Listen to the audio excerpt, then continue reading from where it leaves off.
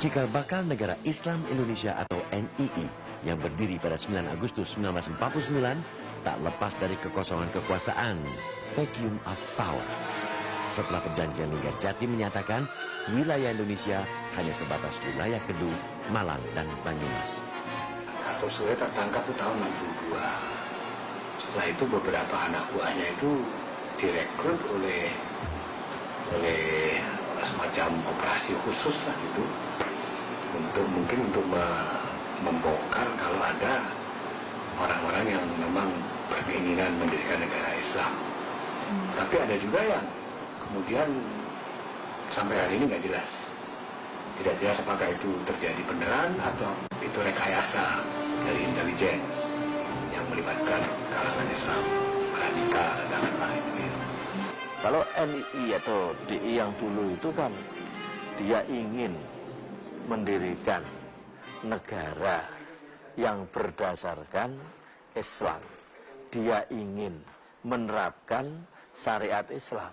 Nah sekarang ini, yang NII sekarang ini apa? Yang dibawa oleh mereka itu apa? Yang digagas oleh mereka itu apa? Cilakanya, NII yang dulu itu tidak ada kisah-kisah penyesalan ataupun dalam pengertian derita-derita seperti yang dialami oleh penyesalan dan derita-derita korban-korban NII yang sekarang. Itu tidak ada.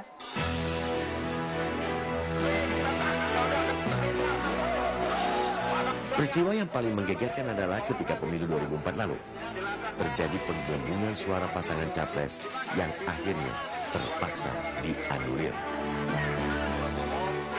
Ada beberapa tokoh militer yang cukup dekat dengan NII. Dalam semangat kanalisasi seperti yang pernah disebutkan, intelijen memerlukan NII, memerlukan gerakan-gerakan Islam radikal untuk memberikan penyaluran supaya tidak terjadi bendungan yang cepat meledak. Tinggal oknum-oknum militer yang dekat dengan gerakan itu dan memanfaatkannya menjadi kuda troya untuk kepentingan-kepentingan lain. Bisa jadi kepentingan politik dengan jumlah umat yang banyak, bisa jadi untuk kepentingan ekonomi dengan jumlah nafkah yang masuk yang cukup banyak. Nggak usah jauh-jauh lah, kejadian pemilihan presiden periode yang lalu, bagaimana di salah satu mahat Al-Zaitun ada mobilisasi. Itu kan sebuah gambaran yang bisa diterjemahkan sebagai memang ada oknum militer yang bermain di sana. Beberapa waktu lalu, sejumlah media melansir rekaman video mantan Kepala Badan Intelijen.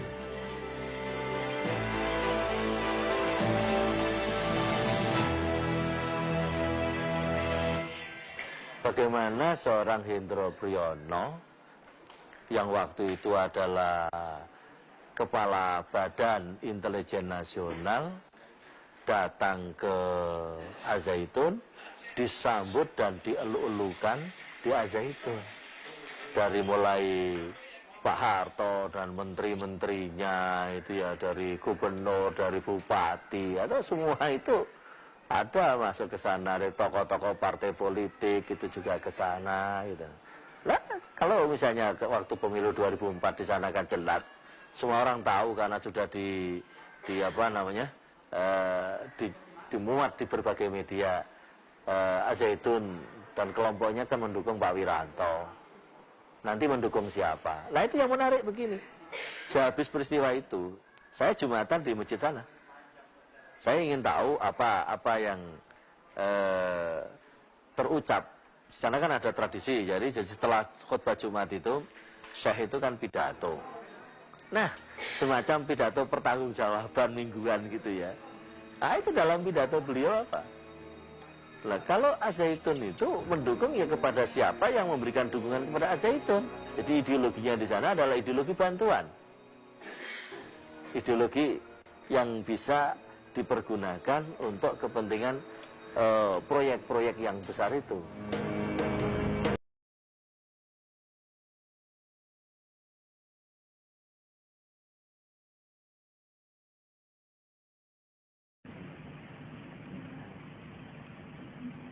Mudah-mudahan dia segera bertobat setelah tahu apa itu Al-Zaitun. Saya sampaikan kita bersyukur. Allah Subhanahu wa taala faradhat taubata wa haramal israr. Kita harus bertobat karena kesalahan di dalam menilai apa itu al-zaitun. Saya pura-pura katakan kita karena sebenarnya saya tidak termasuk di situ. Ya.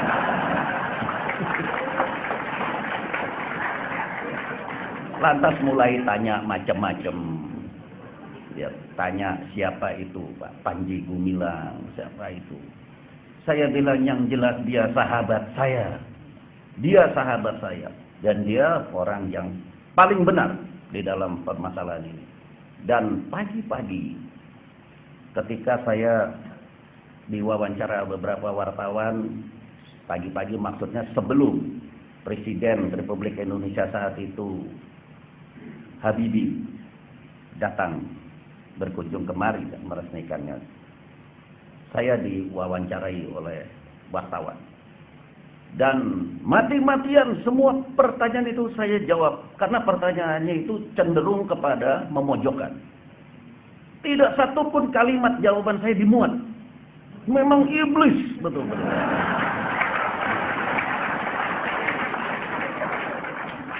Memang sudah di-set orang-orang yang tanya itu untuk memang memojokkan.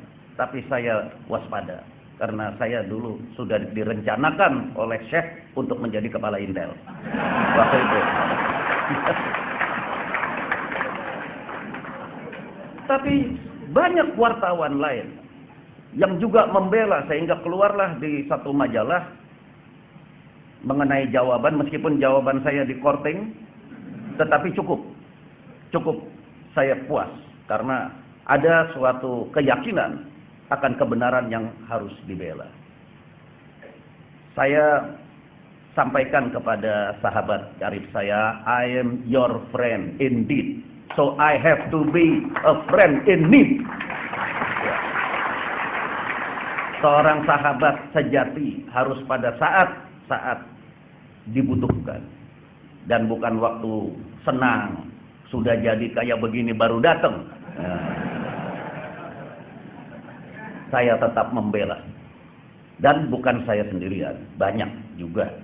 Saya akan perkenalkan satu persatu karena waktunya sudah mepet, kita mau maghrib. Saya juga bawa dalam rombongan ini wartawan yang pro dan yang betul-betul tahu akan kebenaran yang saya sampaikan tadi. Namanya Imam Ansori.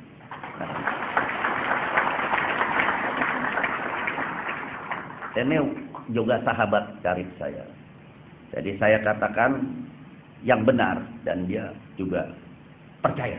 Karena juga sudah menyelidikinya dan sebetulnya sudah tidak ada apa-apa setelah 4 tahun lebih diterpa oleh badai. Toh akhirnya biduk berlalu dengan sampai sudah ke pulau satu persatu pulau ini sampai. Memang untuk sampai kepada suatu cita-cita yang mulia begini, dengan ide brilian begini, tidak mungkin jalan itu dipenuhi oleh harumnya bunga-bunga. Mesti duri-duri dan bau-baunya kembang kentut-kentutan. Semakin dekat cita-cita itu tercapai, semakin bau, makin berat. Saya didampingi oleh Deputi Produk Intelijen, yaitu Saudara Bey Topwan. Kemudian juga Mayor Jenderal Polisi Ato Yanto, beliau mantan Kapolda Kalimantan. Kemudian sekretaris saya adalah Saudara Muhammad Rahman. Kemudian Kolonel Abdul Muthalib Ambung. Kemudian Pak Sutrisno, Direktur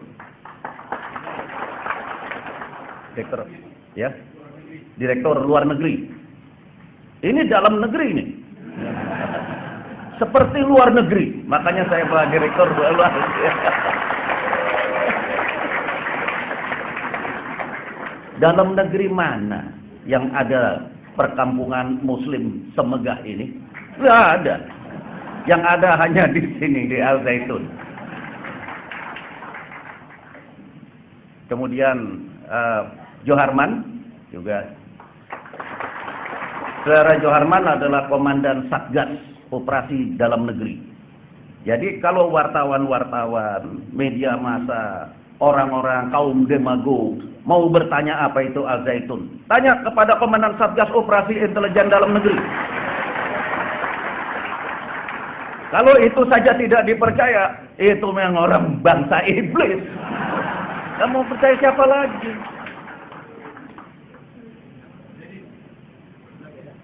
Mana? Oh, ya, kelihatan duduknya di bagian Al Zaitun.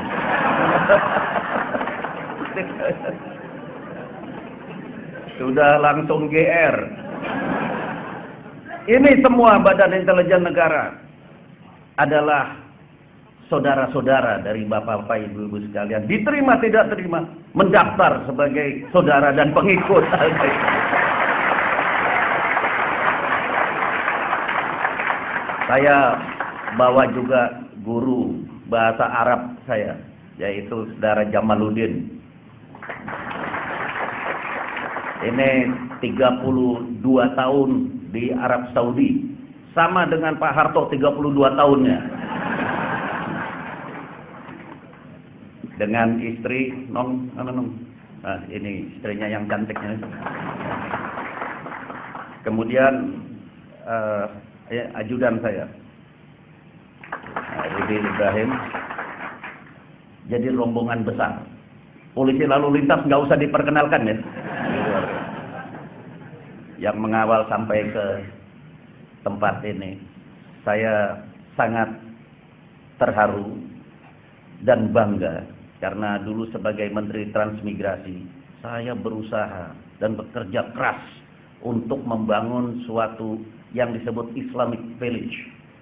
Belum berhasil, keburu Pak Habibie jatuh. Baru separuh. Tahu-tahu tersalib sama Al Zaitun. Konsep seorang menteri kalah. Berarti Saiful Mahad di atas menteri.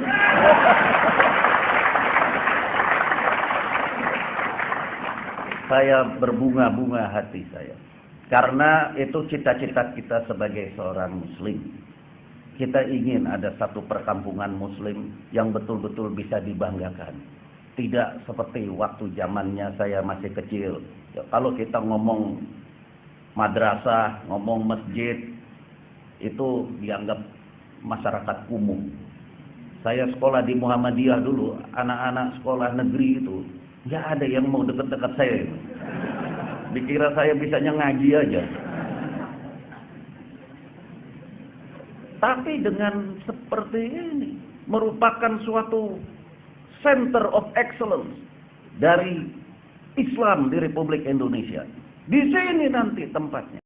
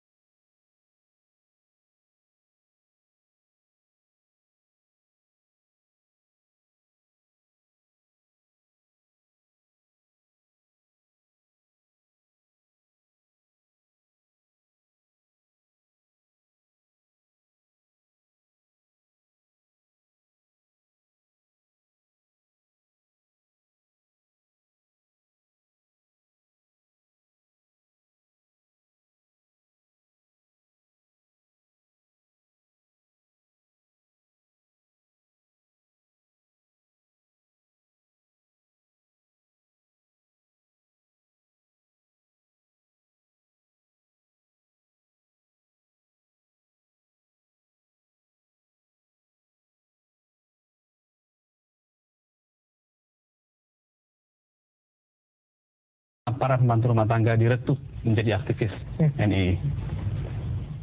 Itu nggak ada yang ngajarin, masih orang itu belajar bareng-bareng gitu. Sebelum terlibat sindikat pencurian, Hefty bekerja 5 tahun pada sebuah keluarga di Jakarta. Ia mengaku selalu jujur dan rajin dalam bekerja. 3 bulan lalu, Hefti dibaiat atau disumpah setia pada organisasi ini. Sejak itu pula ia terikat pada aturan kelompok. Tugas terberatnya adalah menyetor uang 150.000 tiap bulan yang disebut dana infak. Alhasil, Hefti mulai mencuri dari majikannya. Dasarnya tuh mencuri itu emang nggak boleh, dilarang.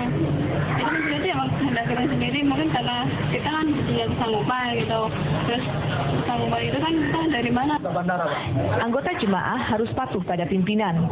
Lewat ajaran agama, para pembantu yang tidak lulus sekolah dasar ini mempercayai semua ajaran pimpinan mereka yang disebut lurah.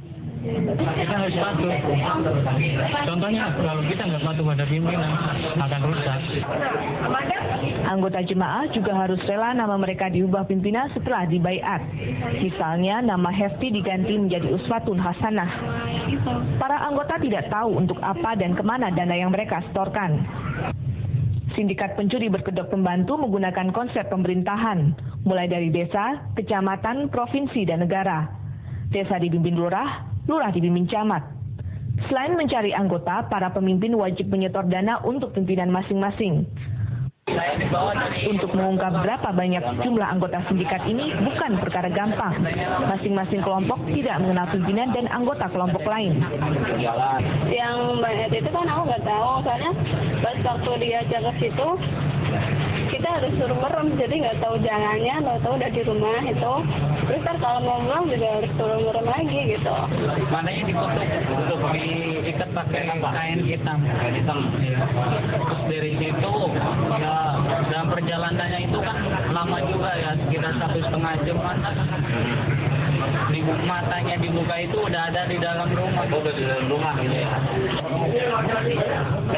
Dari 30 pembantu yang ditahan di Polsek Pulau Gadung ini, tidak semua tahu soal setoran uang infak dan sindikat pencurian membawa nama NII atau Negara Islam Indonesia. Di antaranya ada yang kebetulan berada di tempat penampungan pembantu saat penggerebekan polisi. Adiria, Ari Hadisman, Trans TV, Jakarta. Ya, saya akan langsung berdialog dengan Bung Sukanto. Bung Sukanto, Anda 5 tahun aktif di sana, bahkan pernah menjadi lurah yang oleh cerita tadi begitu powerfulnya seorang lurah. Kenapa Anda keluar? Keluarnya mungkin karena perbedaan pendapat saya terhadap pimpinan-pimpinan saya yang pada saat ini mungkin, dan selalu juga, pimpinan itu kan dianggap sebagai rasul. Jadi pimpinan tertinggi itu wajib ditaati. Jadi kita sebagai bawahan itu tidak punya power untuk melakukan apapun kecuali dari pimpinan. Jadi perintah ataupun komando yang diberikan dari pimpinan itu absolut wajib dilaksanakan. Nah, keluarnya saya ketika itu saya sedikit agak bentrok gitu loh. Sehingga mereka memberikan ultimatum pilihan. Mau apa dalam waktu itu? Dalam hal perekrutan juga kan saya ingin membuat metode-metode baru yang lebih halus ketimbang mereka yang lebih kasar. Maksudnya kan mengkafirkan. Metode-metode seperti itu saya ingin memperhalus. Mungkin ya, karena tapi dari alasan Anda keluar karena ditolak pimpinan, kesannya karena persoalan ide Anda tidak diterima dan tidak demokratis. Bukan soal ajaran ini menyimpang dari ajaran Islam. Betul. Karena mungkin berarti dari sisi ajaran sendiri Anda meyakini bahwa masih pada saat itu karena di dalam kita masih meyakini karena doktrin yang digunakan serta komunitas yang sangat homogen juga bagaimana mereka luar biasanya terhadap masanya itu untuk dalam hal ini. Jadi apapun yang kita lakukan salah pada waktu itu adalah benar. Artinya apa? Tidak pernah ada diberikan kesempatan untuk berpikir, mereview apa betul ajaran Anda ini? Gitu. Betul. Selama 5 tahun Anda tidak pernah sempat untuk melihat bahwa tersesat atau tidak ajaran ini? Sempat seperti itu, namun ketika kita bertanya, counter-counter dari tiap pimpinan itu turun untuk bagaimana supaya tidak terkontaminasi dengan hal-hal itu. Oh, jadi mereka terus maintain terus gitu ya? Maintaining. Bahkan tiap jam, tiap hari, kalaupun ada satu orang yang sekiranya untuk berpikir lebih lanjut tentang hal ini, mereka tuh sangat kuat sekali itu. Hal yang sama Anda lakukan sebagai lurah kepada jamaah-jamaah Anda? Juga, itu yang saya lakukan tentunya untuk bagaimana maintain. Tadi dicerita takut sedikit ada salah, Anda pasti memarahin mereka gitu ya? Anda nggak memberikan kesempatan kepada para pembantu itu misalnya untuk berpikir lain? Iya, tidak akan memberikan seperti itu karena ngerinya kita ya, kalau mereka berpikir lebih jauh, mereka akan keluar dan sehingga program-program yang dicanangkan oleh negara tidak terpenuhi. Baik, kita lanjutkan. Ya, kami masih akan berdialog dengan Bung Sukanto setelah pesan-pesan berikut ini. Karena tetaplah sama Kupas Tuntas. Ada ide untuk memanfaatkan pembantu sebagai jamaah? Itu bukan ide sebenarnya. Jadi kita sebagai aparat pada hari ini kapasitasnya kan untuk merekrut umat. Jadi dari jajaran terbawah sampai jajaran teratas. kebetulan umat yang pertama kita rekrut itu pembantu. Jadi mereka metodenya itu kepada pembantu juga. Kalau misalnya yang kita rekrut pertama mahasiswa, mereka tentunya mahasiswa yang akan ikut. Baik, jadi itu saya menentukan bahwa pola rekrut pembantu, pola rekrut mahasiswa, pola rekrut siapa itu siapa? Itu tidak ada sebenarnya. Pokoknya terbentuk dengan sendirinya. Kalau misalnya sebuah kelurahan, misalnya ada pimpin komunitasnya umumnya adalah pembantu, maka Anda akan mencari pembantu banyak untuk masuk. Betul. Karena tergantung dari masyarakat yang kita punya pada hari itu. Anda cukup banyak tahu secara nasional berapa sekarang perkembangannya, berapa jumlahnya sekarang Mas jamaahnya? Terakhir bulan September itu 168.600 kekuatan absolut. Itu dari jamaah dan maskul atau aparat ya. Itu belum lagi dari yang lain. Karena NII itu kan membagi 3 itu kekuatan. Yang pertama kekuatan absolut, itu jamaah dan aparat NII yang 168.000 itu. Kedua itu kekuatan pendukung, wali santri, atau kekuatan orang-orang tua santri yang anak-anaknya dititipkan di Mahat Al-Zaitun. Yang ketiga itu kekuatan tambahan. Ini akibat media sosialisasi majalah Al-Zaitun dan majalah Garda. Dua majalah itu, Zaitun dan Garda. Nah, saya tetap masih penasaran kalau jumlahnya sebanyak ini 168.000. Kalau itu betul ya, maka saya penasaran kenapa Anda keluar gitu ya? Kenapa misalnya juga ada argumentasi yang katanya bahwa ajaran-ajaran jelas semangkin, misalnya sholat itu menjadi tidak wajib, kemudian mencuri itu boleh seperti itu. Kenapa itu muncul? Apa argumentasinya? Kalau argumentasi pertama yang tidak sholat itu ya, karena membagi kondisi hari ini, kondisi Mekah dan Madinah, mengadaptasi seperti yang dilaksanakan Rasulullah.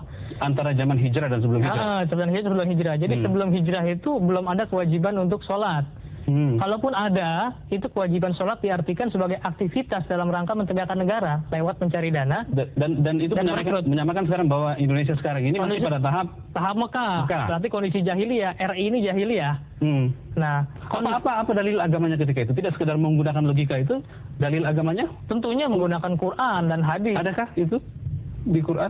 Ada fase-fase itu yang kita pakai, fase-fase Mekah yang digunakan itu waktu itu yang biasanya digunakan surat Al-Anfal ayat 35. Apa bunyinya? Sholat mereka di luar Baitullah itu hanya tepuk tangan dan silan beraka. Oke, ini tafsiran ya. Kalau soal mencuri boleh, bahkan dianjurkan untuk mengumpulkan uang, apa tuh? Karena di luar komunitas mereka adalah kafir, jadi sah-sah saja. Sah-sah saja. Robin Hood gitu ya, kayak sama Robin Hood gitu. Mengumpulkan pajak untuk membangun negara. Nah, yang pertama, kedua, karena konun asasi dan konun ukubat, KUHP mereka udah punya undang dasar dan KUHP. Mereka mengatakan bahwa kondisi pada hari ini kan kondisi perang. Jadi sudah ditetapkan cara pengambilan dana dengan fa'i. Itu ada. Sekarang saya mau nanya Anda, sekarang Anda keluar, Anda pasti meyakini bahwa itu salah. Nah, sekarang argumentasi Anda yang pakai untuk mengatakan itu salah apa? Salah tentunya dari sisi syariat yang diajarkan. Soal salat bisa. Salat puasa, masalah puasa, juga masalah perampokan, pencurian dan metode pengumpulan dana, serta masalah-masalah tafsir yang disalahgunakan dan disalahartikan sesuai dengan kemauan dia. Soal mencuri, kalau misalnya Anda mengatakan bahwa Anda salah, ajaran ini apa? Argumentasi yang Anda pakai kepada orang ini? Tentunya yang kita pakai mengacu kepada yang Rasulullah lakukan dulu. Mereka kan juga dulu mengacu kepada Rasulullah, namun paradigmanya kan Kartuswiryo tahun 49, bukan Rasulullah kembali. Nah, kalau Anda sadar salah dan Anda yakin bahwa jumlahnya sangat besar, 168.000, Anda sadar nggak bahwa Anda butuh menyadarkan orang-orang yang sudah terlanjur itu untuk tarik keluar? Tentu. Apa upayanya?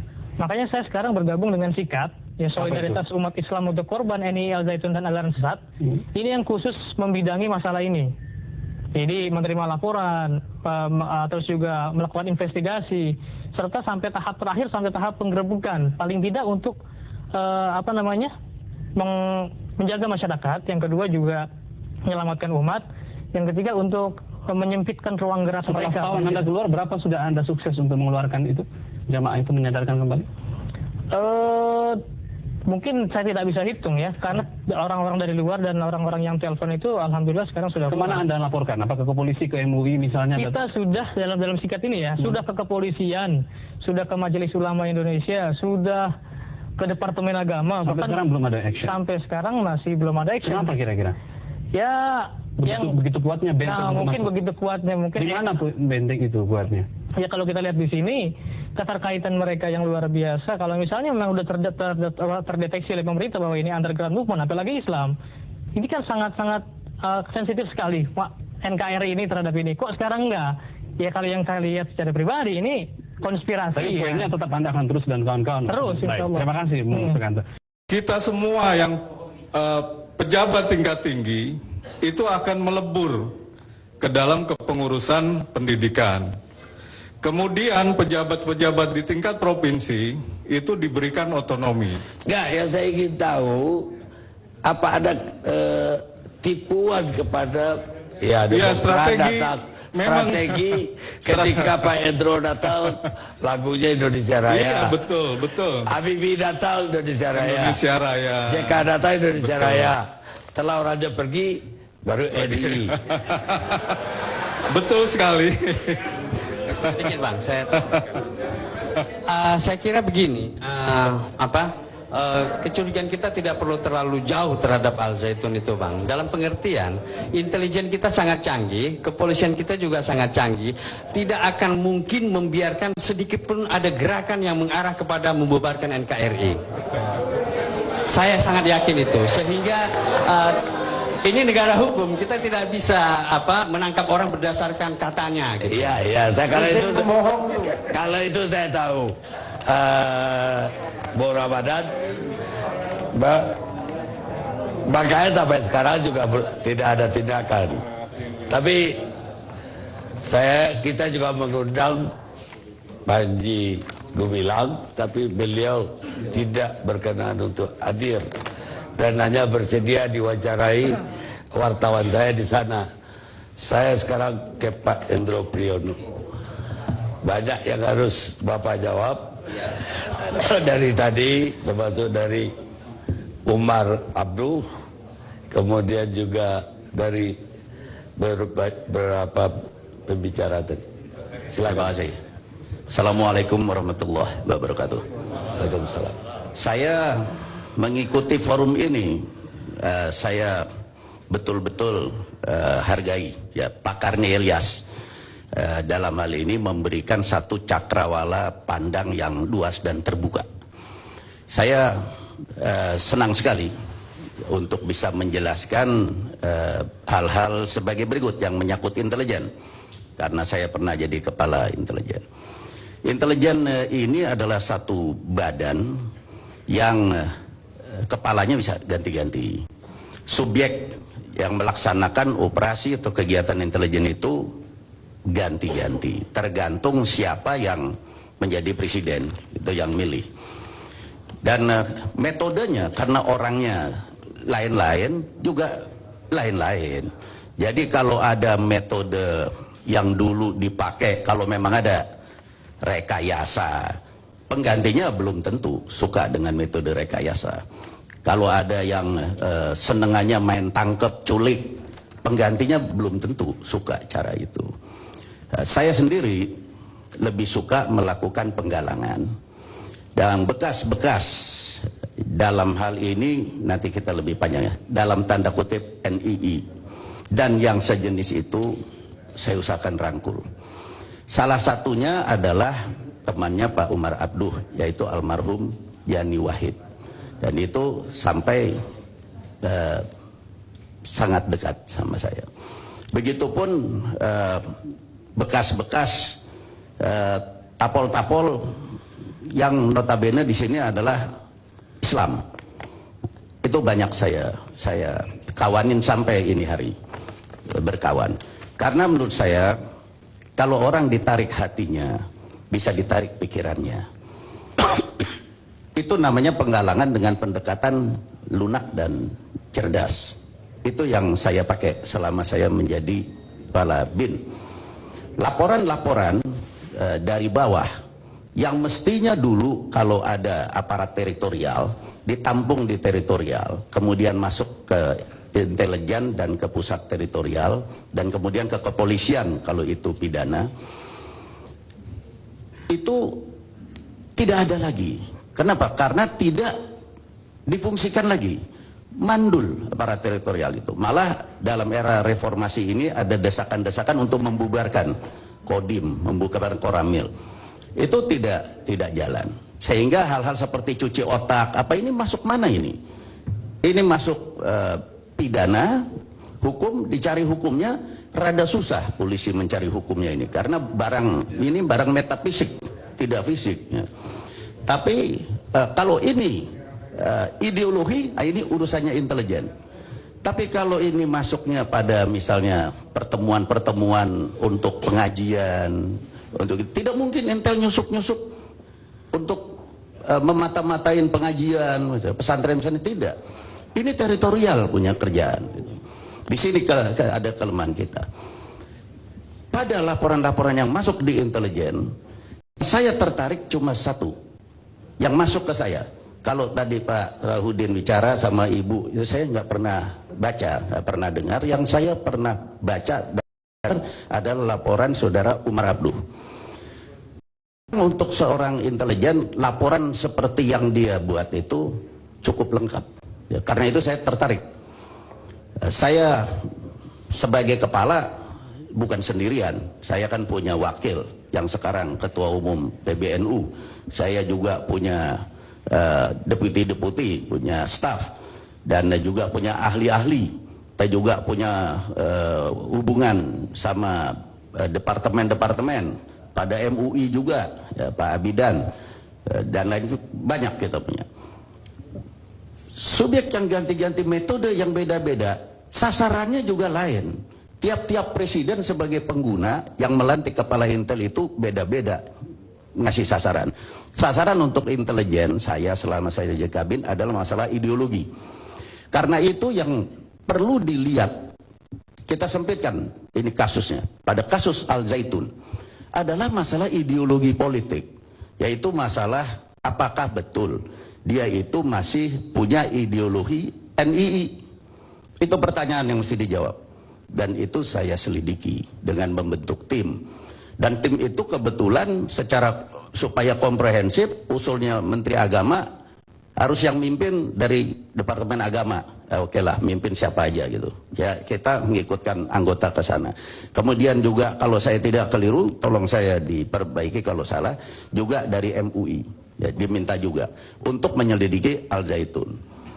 Kemudian dari kepolisian Pak Dai Bakhtiar juga, kalau tadi ada Pak Sarehudin bilang udah lapor Pak Dai Bakhtiar, memang Pak Dai Bakhtiar juga lapor.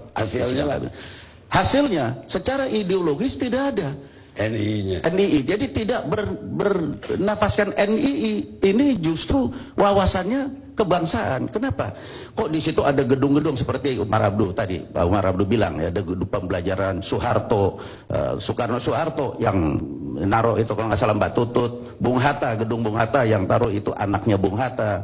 Kemudian saya naruh batu pertama gedung Bung Karno karena saya mewakili Megawati.